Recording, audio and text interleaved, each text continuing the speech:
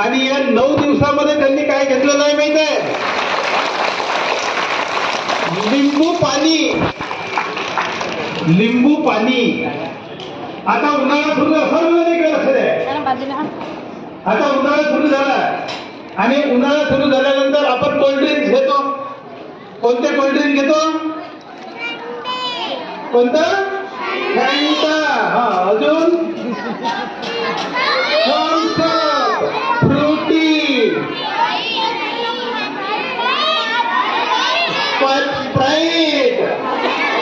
आता हे जे सगळे आहेत हे सगळेच्या सगळे फॅक्टरीमध्ये तयार झालेले आहेत. मित्रांनो, आपण फ्रुटीचं उदाहरण घेतलं तर त्यामध्ये सांगितलेलं असते की हे आंब्यापासून तयार केलेलं आहे, परंतु ते अजिबात आंब्यापासून तयार केलेलं नाही.